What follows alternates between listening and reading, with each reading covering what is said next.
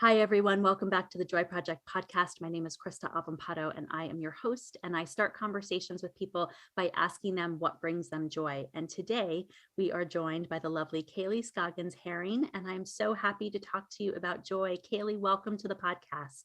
Thank you so much, Christa. It's an absolute pleasure to chat with you today. And thank you so much for producing something that is going to bring joy to others. Yes, I'm very excited. One thing that I really hope for this podcast is that it gets people interested in new hobbies or encourages them to explore new things. And I'm always excited for all of these conversations. I have to say, when I saw your your Google form come in about what brings you joy, it like stopped me in my tracks. I was like, wait, what? I don't know this woman, but I have got to find out who she is and what she does. So I want to start the conversation, as I always do, and say, Kaylee, what brings you joy? I am a creator, born and created from the creative ooze of just being a person who's artistic and wants to do things with their hands all the time. And what brings me joy is making shoes, hand sewing, hand dyeing, designing the patterns, all from scratch and from the creativity of my brain. And I picked that up barely a year ago. I am amazed. I will say, I do not spend a lot of money on clothes. I'm not a clothes horse. I don't even really like shopping, to be perfectly honest.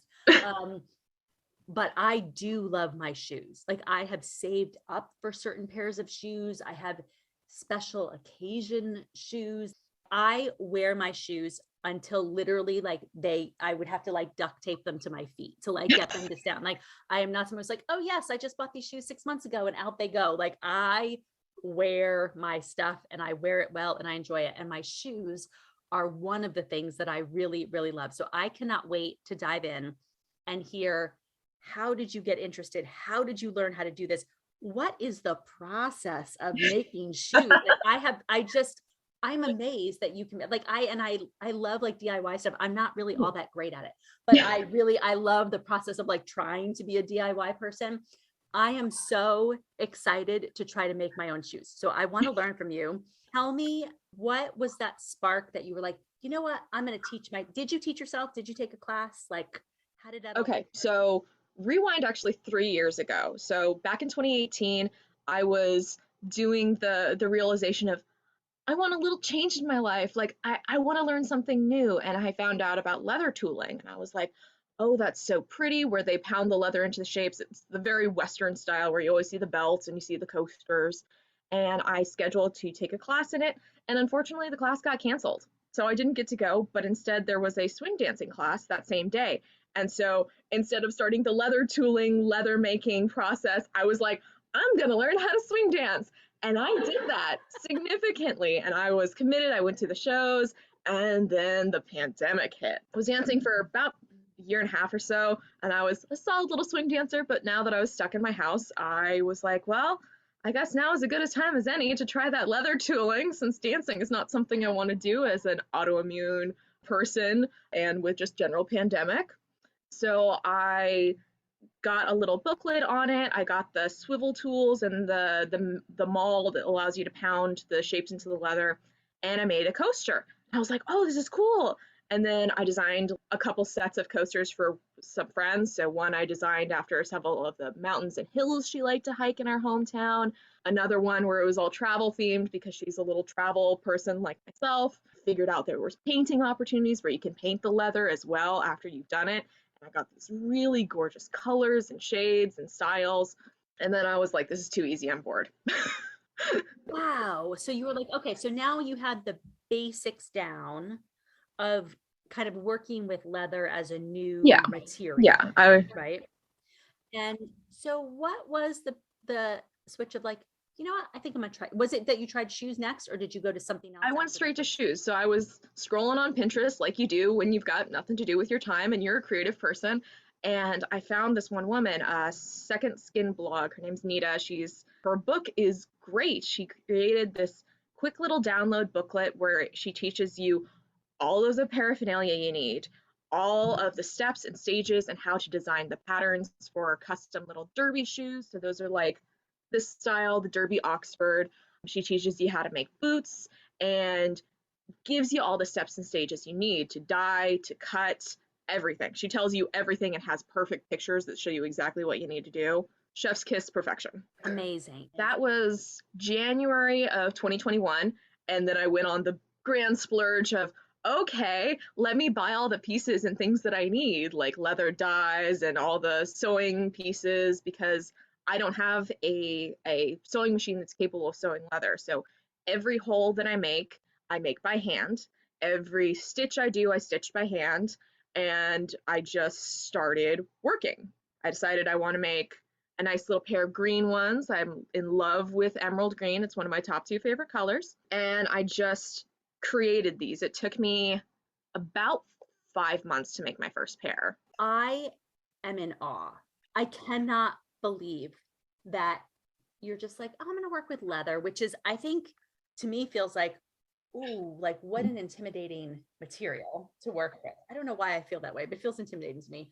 And then you're like, I'm going to dye it and paint it and like hammer in designs, and I'm going to make gifts for people. And then you're like, and now I'm going to make my own shoes.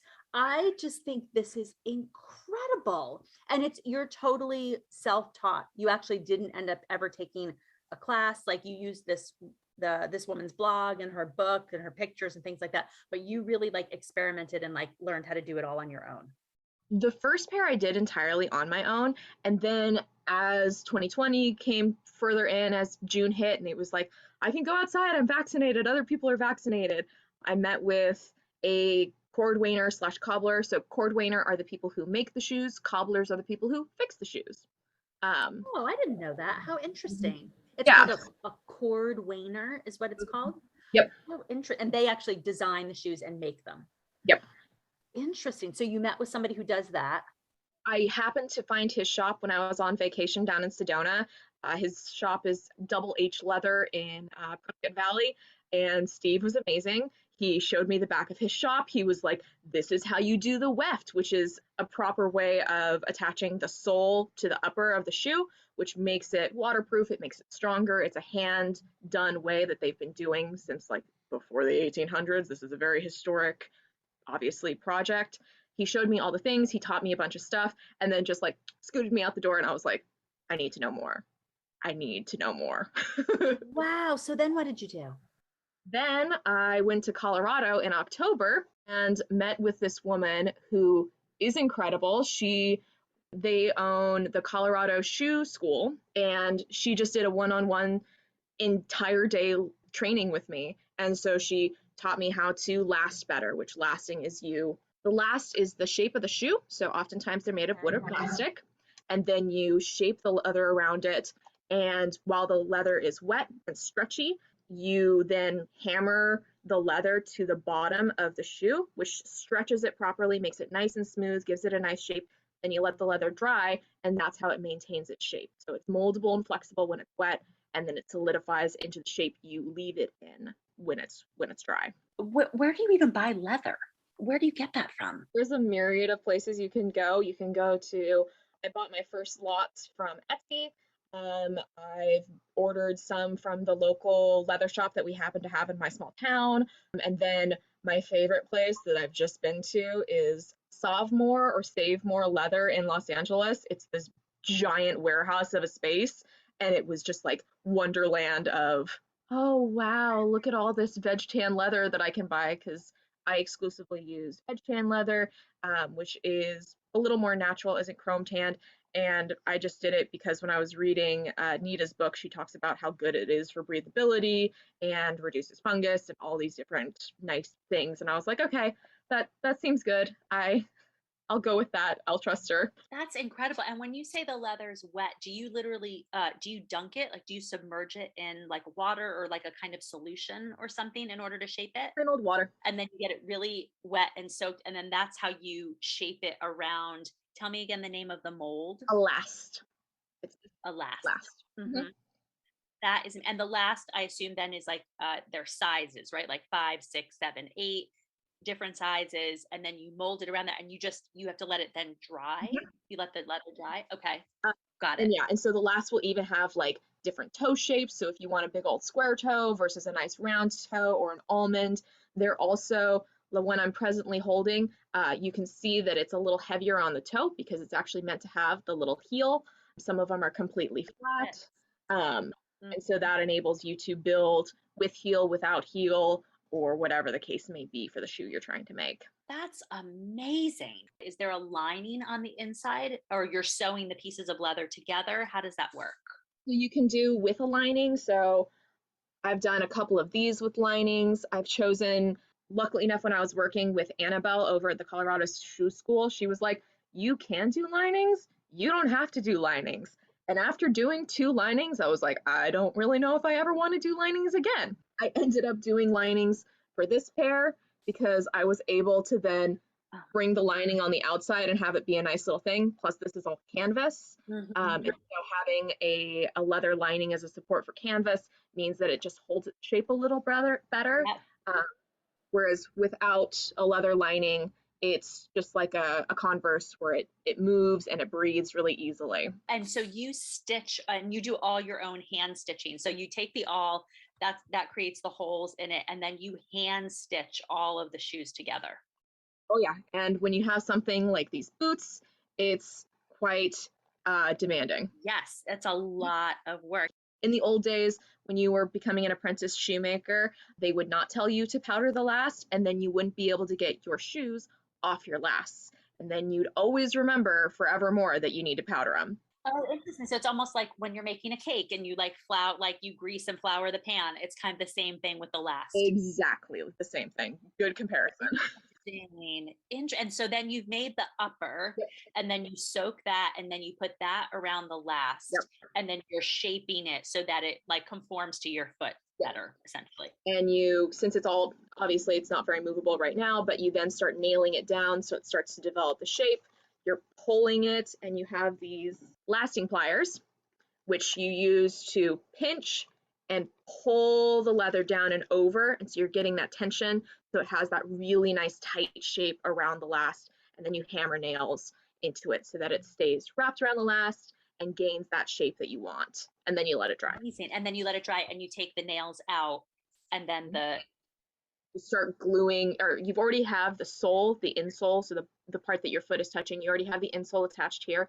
You glue it along there, and then you glue a sole on top. So that's the method I use. There's also methods where it's a stitch down and you stitch it to the sole. You stitch the upper to the sole, and then there's a welting where you stitch in where it's still wrapped around the bottom of the sole instead of wrapping out. There's a myriad of different methods, but it all attaches the sole to the upper. with the nails, how do you get the last out? Are you nailing into the last, or no, you're nailing it into the sole? You're nailing it into the through the sole and into the last, so it really holds it in shape. But once the leather is dry, it can hold its own shape on its own. So you can take the nails out and then glue it to the sole so that they stay together. And do you have to have a last for every pair of shoes you make, or can you use the same last over and over again? You can use the same last over and over again. So I have 3 lasts presently. I'm trying to accumulate more. So let's say like you were making I mean, I say simple pair of shoes. I mean, it all sounds very complicated. But if you were just making like a simple kind of like canvas Converse type sneaker, how long would that take you to hand make that kind of shoe?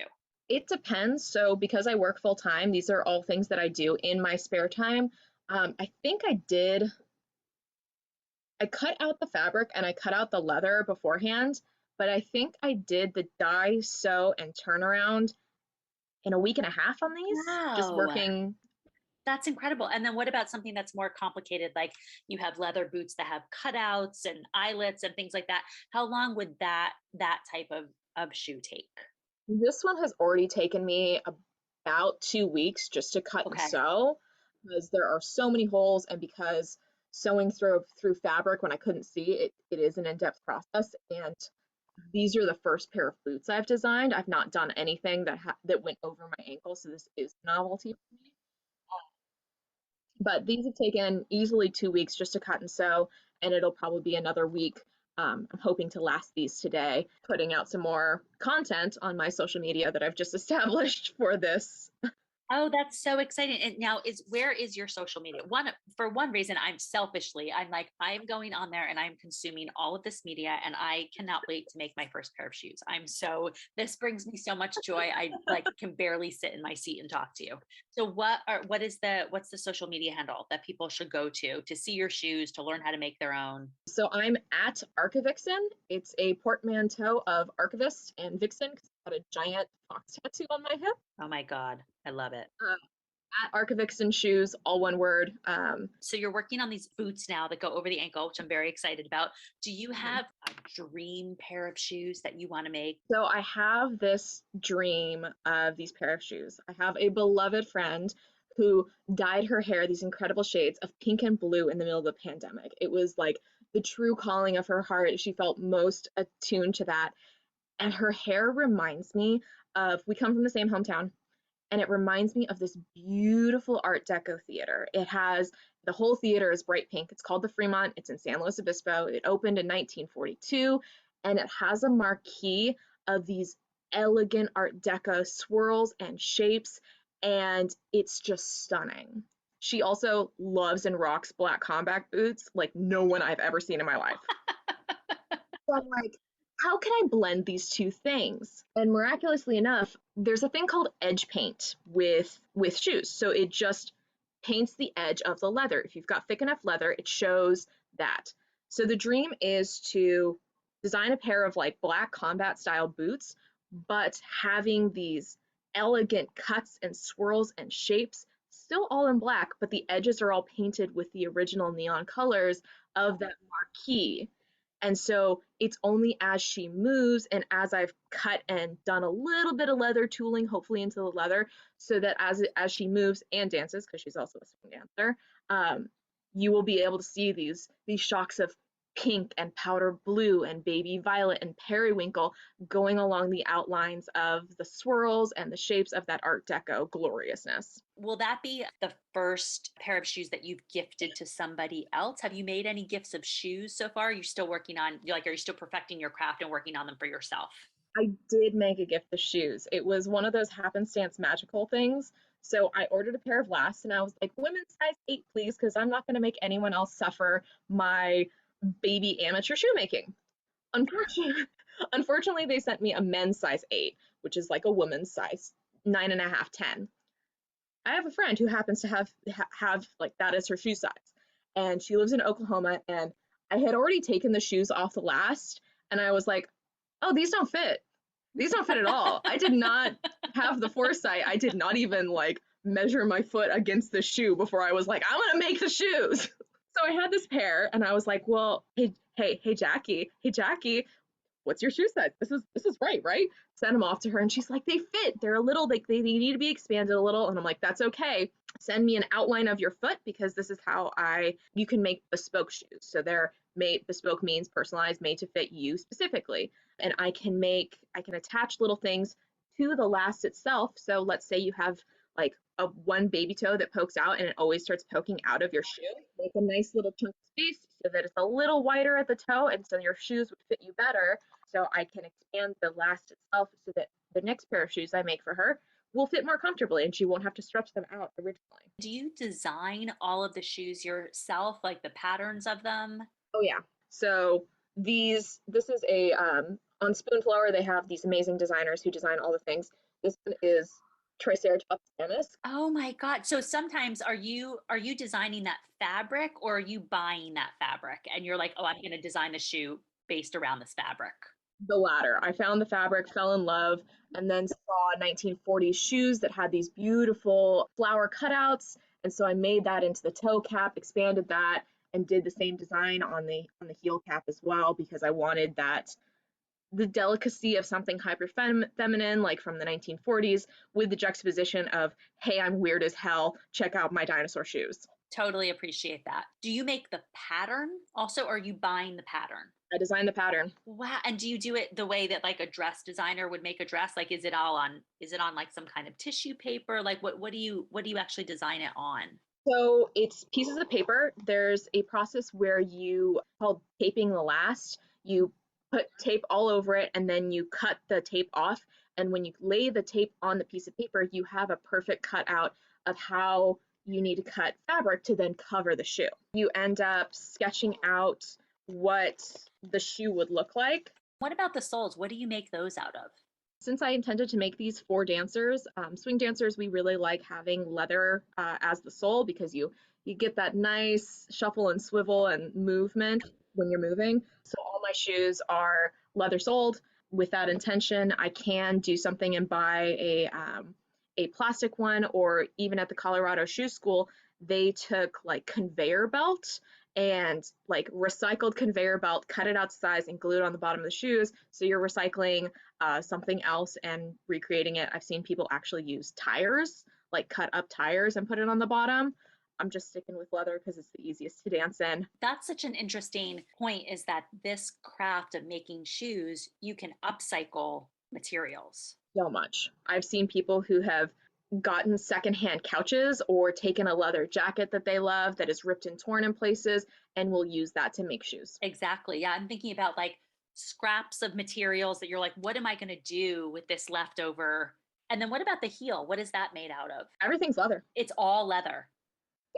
So you stack pieces of leather on top of each other and glue them together, and Oh, then take it to a belt sander and you sand it all flat and smooth, and there you go.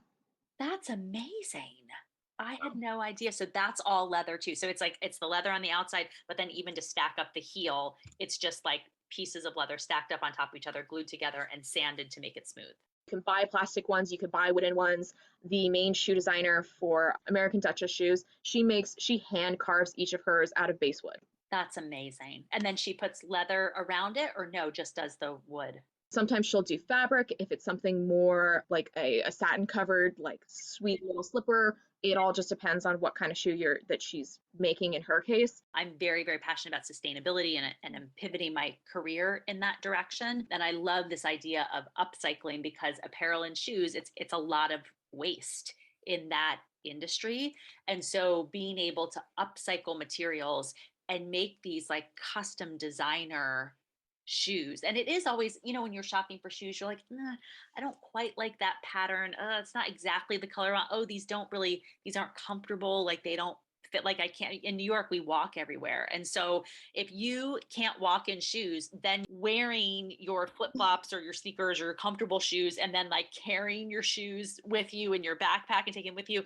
And I always, many times it's hard to find shoes that are super comfortable and also really beautiful. It's sometimes that those two things just don't go together. And I also feel like at this point in my life, I'm not wearing things that make me feel uncomfortable just because they're cute. I'm like, nope, I think that we can have all of that. I think that we can enjoy the experience of wearing them and have them look really cute. I think that it's okay to want all of that.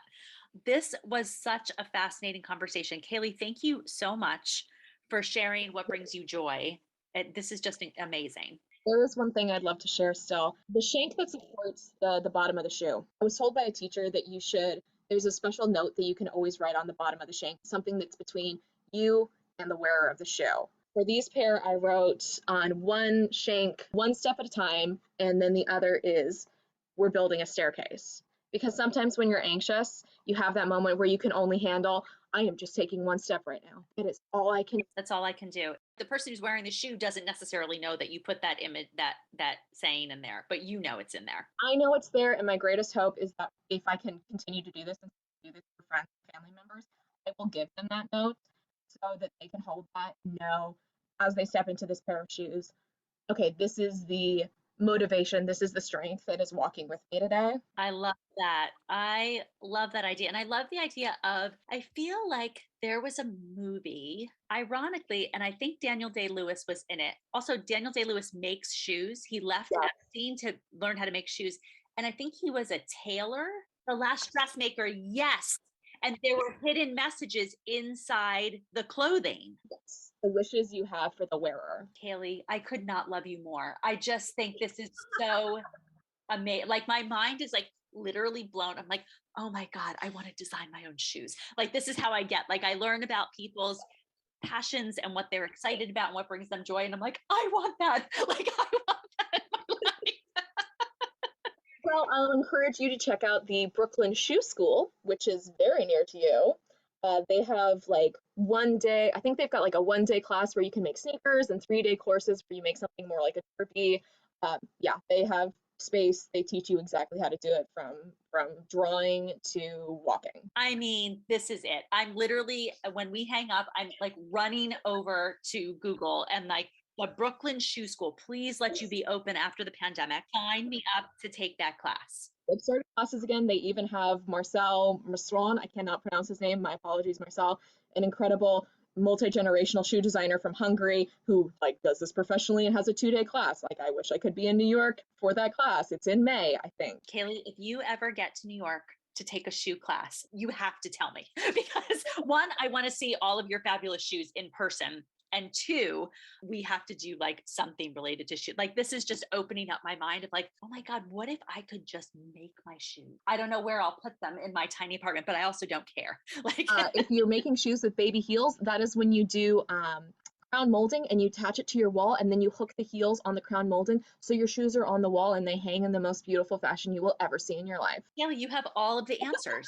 That's it. You have this is how you make shoes. This is how you display shoes. And your shoes they really are like works of art. I mean, they are absolutely gorgeous. They're stunning. Kaylee, thank you so much for coming on the Joy Project. Please come back and share your joy with us again. I don't care if it's shoes or something else. This was just the most lovely conversation. And I so, so, so appreciate the time. I hope that listeners, they can have the shoes of their dreams. Thank you, thank you, thank you for joining us today. Thank you so much, Krista. I can't wait to make shoes with you at a future time. Exactly. Thank you, Kaylee. This interview with Kaylee was one of the first I recorded for this podcast. She was so patient and kind and lovely as I struggled with technology and sound and recording. I cut all that out, but I had no chill during this interview about Kaylee's hobby and her gorgeous shoes because they are incredible. I left all that enthusiasm in, even though I sound so silly in certain parts. Hey, this is unbridled joy, and it's what this podcast is all about. Please check out Kaylee's stunning work on Instagram at Archivix Shoes. She rattled off so many amazing resources for this episode, and they're all on the website for this podcast, KristaAvampato.com/joyproject. You can find me on Instagram at KristaRoseNYC, on Twitter at KristaNYC. Please pop in and say hi. I'd love to hear what's bringing you joy these days. Thank you so much to Kaylee for joining us on the Joy Project and sharing her joy with all of us. I hope that you, dear listeners, are all finding joy in your corners of the world. I'll be back in 2 weeks on November 29th with another episode of Joy Project. Until then, stay joyful, and I'll talk to you soon.